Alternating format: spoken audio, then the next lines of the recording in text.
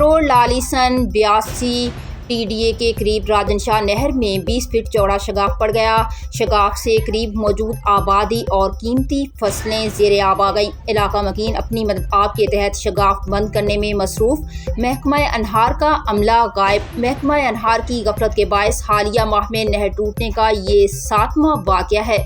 اہل علاقہ کے مطابق نہروں کی دیکھ بھال نہ ہونے کے سبب شگاف پڑتے ہیں اور تاوان کسانوں سے وصول کیا جاتا ہے۔ علاقہ کے کسان محکمہ انہار کی غفلت کے باعث دوہرے عذاب سے دوچار ہیں۔ املاک، فصلیں، زمینیں برباد ہوتی ہیں اور تاوان بھی دینا پڑتا ہے۔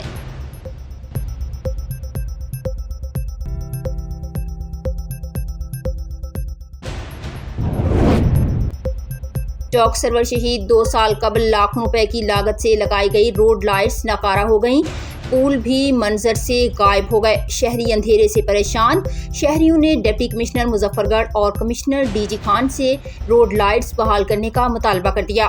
مزید جانتے ہیں ڈاکٹر امین محسن کی رپورٹ میں۔ چوک سرور شہید میں بلدیاتی دور میں chairman municipal committee Rana Junaid Ashraf نے چاروں سڑکوں پر لاکھوں روپے کی لاگت سے روڈ لائٹس کا منصوبہ مکمل کرایا اور 31 دسمبر 2021 کو اپنے چیئرمینی کی مدت کے آخری روز کو یادگار بناتے ہوئے اس کا افتتاح اس وقت کے وزیر مملکت برائے ہاؤسنگ میاں شبیر علی قریشی سے کرا دیا۔ روڈ لائٹس 3 ماہ بعد ہی خراب ہونا شروع ہو گئیں اور انتظامیہ کی غفلت کی وجہ سے دیکھتے ہی دیکھتے روڈ لائٹس کے پول بھی منظر سے غائب ہو گئے ہیں، جس کی وجہ سے شہر اندھیرے میں ڈوب جاتا ہے۔ شہریوں نے ڈپٹی کمشنر مظفر گڑھ اور کمشنر DG خان سے لائٹس کے غائب ہونے کی انکوائری کرانے اور روڈ لائٹس کو بحال کرنے کی اپیل کی ہے۔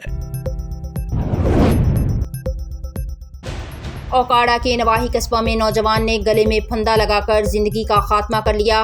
ذرائع کے مطابق بصیر پور کا رہائشی نوجوان جو پلمبری کا کام کرتا تھا اور گھریلو اخراجات سے مشکلات میں مبتلا تھا، گزشتہ روز نوجوان نے گلے میں پھندا لگا کر خودکشی کر لی۔ واقعے کی اطلاعات پر ریسکیو 1122 اور پولیس کی ٹیمیں موقع پر پہنچ گئیں۔ پولیس نے نوجوان کی موت کے بارے میں مختلف زاویوں سے کارروائی شروع کر دی ہے۔ بعد از تفتیش نوجوان کی موت کے بارے میں اصل حقائق سامنے آئیں گے، جبکہ ریسکیو نے نعش کو مقامی ہسپتال منتقل کر دیا۔